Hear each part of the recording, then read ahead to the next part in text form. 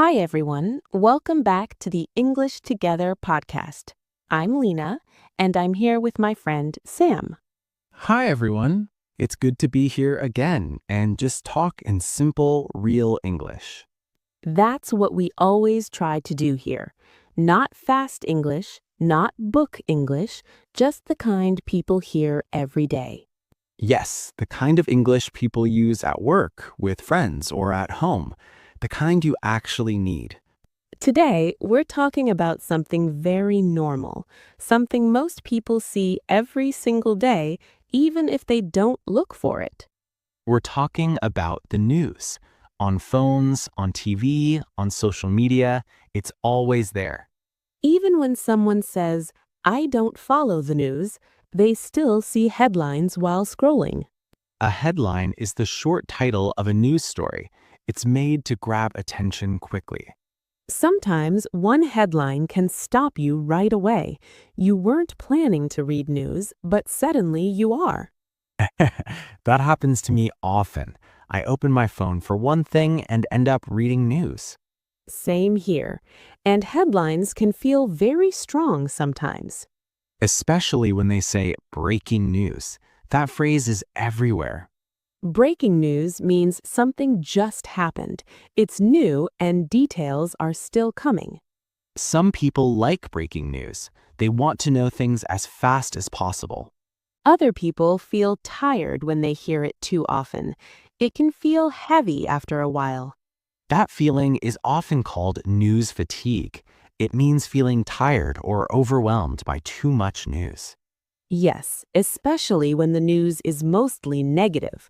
Wars, problems, disasters, arguments. People sometimes call that doom and gloom, very dark and negative reporting. When news feels like that every day, some people stop trusting it or stop watching. Trust is a big part of news. That's why people talk about bias. Biased means showing one side more than another, not fully neutral. Some news is biased because of opinions, some because of politics or money. And sometimes people don't notice the bias. They think they're seeing the full story. That's why checking more than one source helps. A source is where the news comes from. Reading 2 or 3 sources can change how a story feels. You notice details you missed before. This is called verifying information. It means checking if something is true.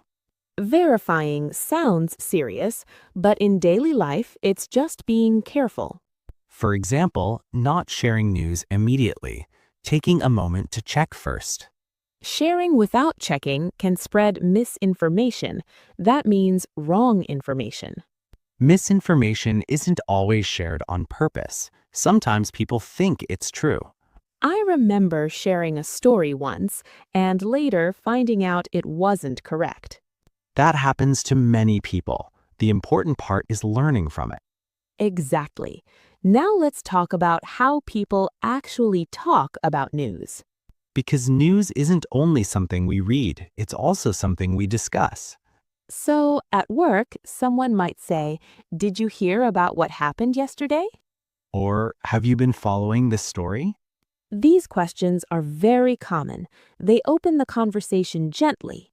They don't push opinions right away. They just invite the other person to speak. Some news topics are easy to talk about. Others are more sensitive. Sensitive topics can be divisive. That means they divide people's opinions. When topics are divisive, the way we speak becomes very important. One helpful phrase is, "from what I understand." That phrase shows you're open.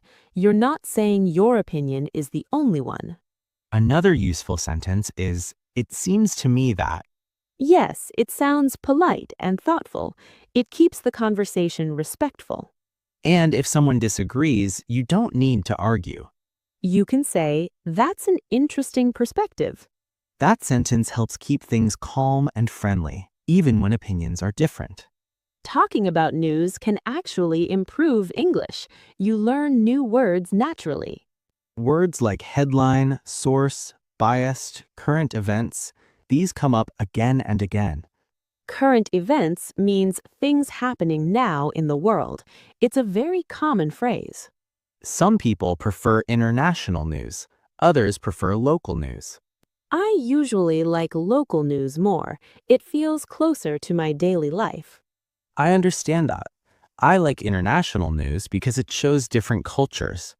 That's a good example of sharing preferences. Simple sentences, but very real English. You don't need difficult grammar to express ideas. Clear and simple is enough. And that's what we focus on here. Real conversation, real English. You know, Sam, sometimes people say they don't like talking about news.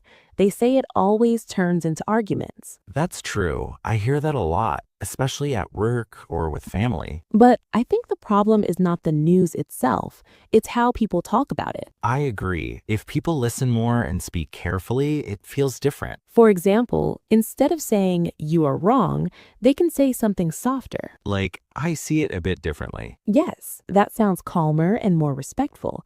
It keeps the conversation open. Many English learners worry about talking in these situations. They think their English is not good enough. But actually, simple English works best. You don't need long or complex sentences. Even short sentences can show your opinion, like, I'm not sure about that. Or, "I need more information before I decide." Those sentences are honest and natural.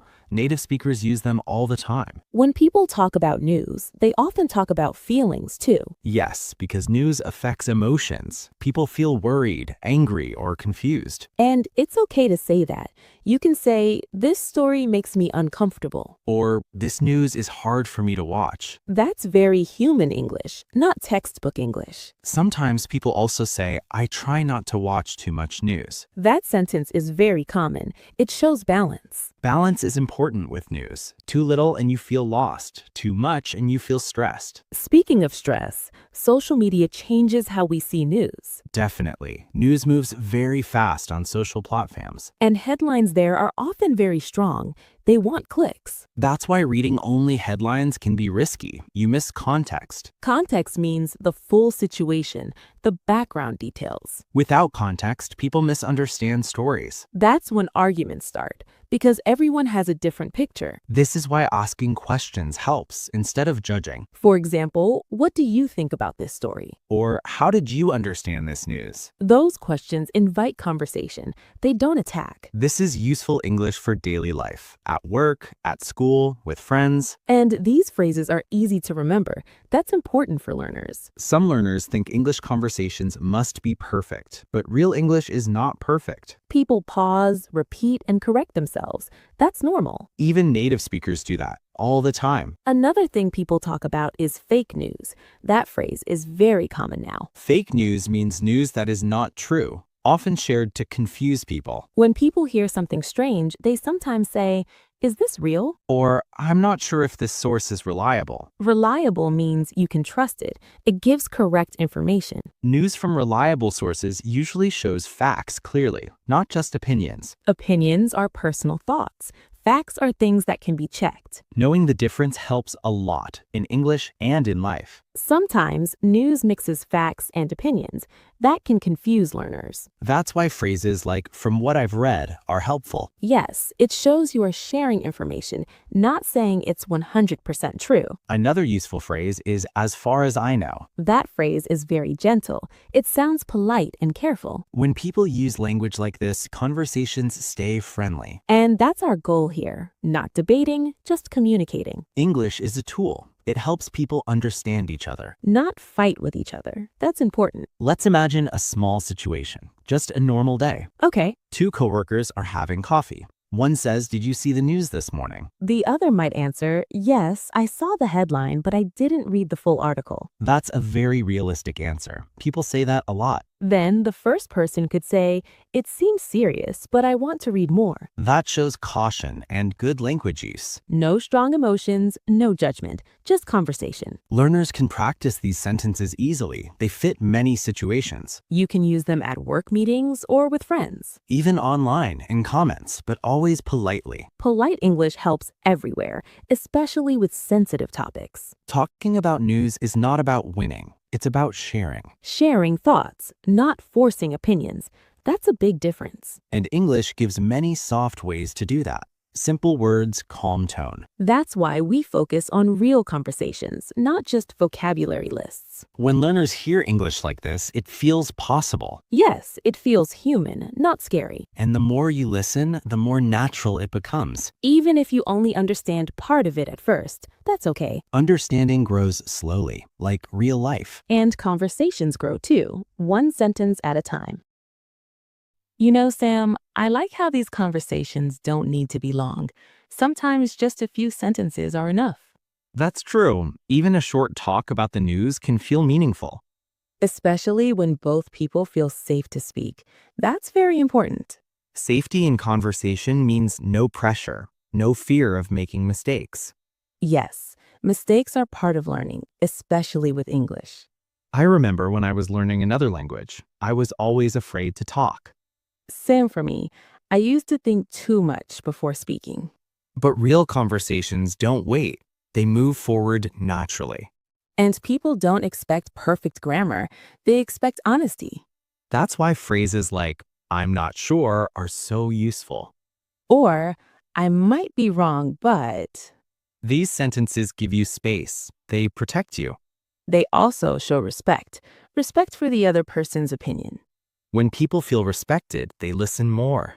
And listening is a big part of English, not just speaking. Sometimes listening is harder than talking, especially with fast news English. True. New speakers often talk quickly. But learners don't need to understand everything, just the main idea. Main idea means the most important point, not every detail. You can always say, so the main point is. That's a great phrase, very practical. People use it in meetings too, not only with news. Another helpful thing is asking for clarification. That's normal in English. Like saying, can you explain that a bit more? Or, what does that mean exactly? Those questions show interest, not weakness. Yes, good communication is about understanding. When talking about news, understanding matters more than agreeing. I like that idea. You don't have to agree to be polite. Exactly. You can disagree calmly. For example, I see your point, but I think differently. That sentence is very balanced. It keeps the conversation friendly. Friendly English is powerful. It opens doors. And it helps learners feel confident. Confidence grows with use. Little by little, not overnight. Some days you speak more, some days less. Both are okay. Learning is not a straight line. Talking about news can also help vocabulary grow. New words appear naturally. Like words about society, health, or technology, very useful areas. And you don't need to memorize everything, just notice words. Noticing is the first step. Using comes later. When learners hear the same word many times, it starts to feel familiar. That's how English becomes comfortable, through repetition. And through real conversations like this. Simple, honest, relaxed. I hope listeners feel that English can be part of daily life. Not something heavy or stressful, just another way to connect. News is only one topic, but the skills work everywhere. At work, with friends, online, all the same. The key is to stay curious and stay kind. And keep listening. That helps more than people think. English grows when you give it time and patience. One conversation today, another tomorrow. That's enough. That's real learning. Yes. Like this video and share it with a friend. Keep practicing. See you next time.